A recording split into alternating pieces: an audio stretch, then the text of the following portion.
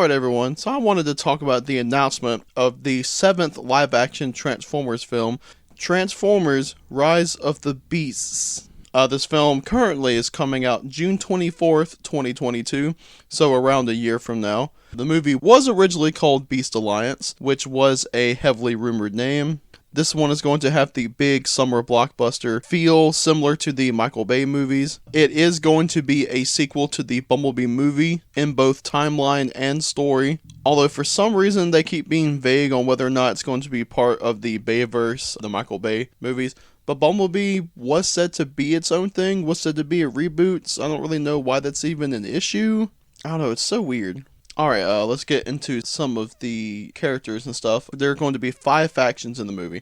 Of course, you'll have the Autobots and the Decepticons. There's also going to be the Maximals and Predacons from Beast Wars, which is super cool. And the Terrorcons. It looks like they're going to be sort of an original take on the name, more so. All 5 of them are going to have their classic logos. Optimus Prime is going to be the lead character in this movie, and there were talks of a Optimus Prime solo film, so I guess this is going to sort of be the evolution of that, I guess you could say. Kind of reminds me of how X-Men First Class, while its own thing, did take elements from an apparent X-Men Origins Magneto film. He's going to have a slightly upgraded or updated look from the Bumblebee movie, especially in truck mode. A lot of the effects I'll have in robot mode will be just a bit more gray on him, especially in the chest and shoulder area. And this movie, apparently, we're really going to see how he becomes the leader that we all know and love. Although, again, another confusing thing is it says we'll see how he becomes the leader we see in the Michael Bay movies. I wonder if that's being genuine, that we'll see directly how, if for some reason it's tied into those, if it will be specifically how he becomes how he is in those movies, or if they just sort of mean the sort of general, like, what someone might think of when they hear the name Optimus Prime.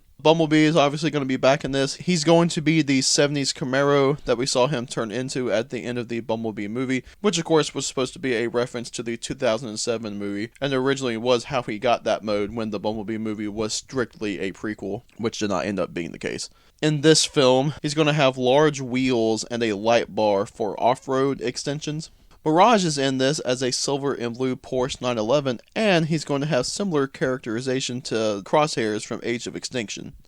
RC is back, and she's going to look a lot like how she did in the opening of the Bumblebee movie. More so from the sort of the chest up, apparently, the upper torso. But she's going to be a motorcycle, and she's going to be pink with some red and rose accents and white. I really hope they change the face on her, because in that opening of the Bumblebee movie, her face design is just absolutely horrifying. And honestly, for me, it's one of, if not the worst face design in any of the live-action Transformers films. Let's get into the Terrorcons. In this, we have the leader Scourge, and he's a trophy hunter, very similar to Lockdown from Age of Extinction. Apparently, from the victims he kills, he'll take their insignias and sort of tattoo them onto his body, which is very different. That could be kind of neat, although maybe a bit random with all sorts of logos over his body. I don't know. Apparently, he has smokestacks on his back, which means he's most likely a truck. He's apparently going to have a claw hand with electricity, black and gray with orange accents. I've also seen rumors of him having sort of a flaming goatee. He sounds like he'll be pretty cool. Definitely a different take on the character than we're used to, because Scourge is either the guy from G1 that's sort of a herald of Unicron, who also has a goatee, now that I think about it, so maybe there's a reference there,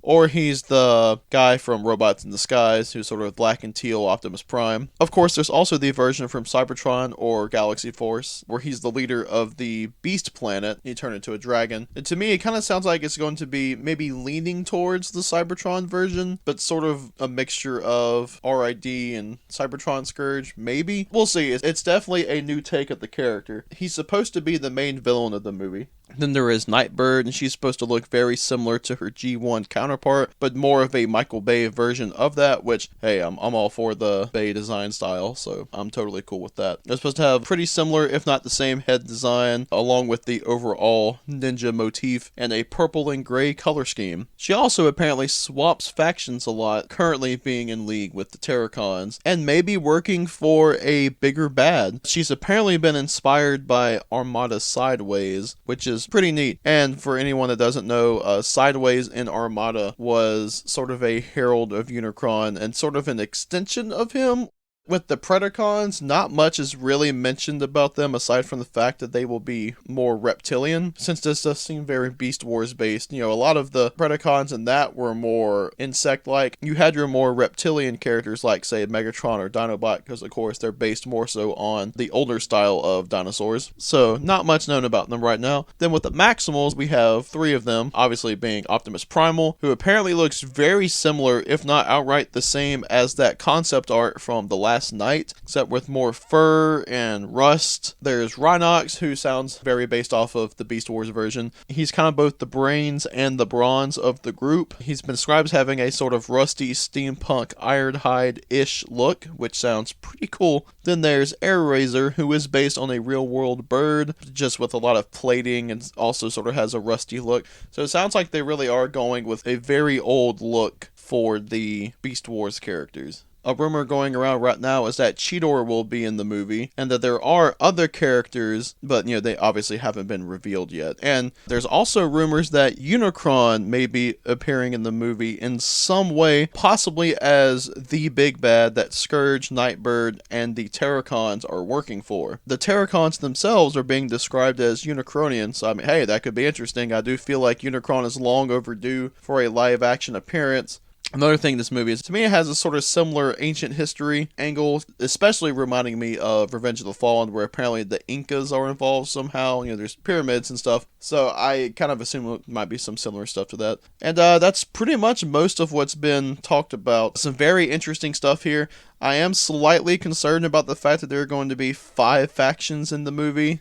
That's a lot of groups, and then who knows how many characters are in each one. And for being sort of the second movie of this, I guess, new universe here, I feel like it might be throwing a bit much at the audience, but of course, it all depends on how it's done. If it's done well, then hey, that's great. If it's done badly, then it'll be very unfortunate, to say the least. It just sounds like there's a lot. Who knows, some things might be made out to be bigger than they actually are. Who knows? I'm definitely interested in the Terracon. Scourge sounds pretty cool.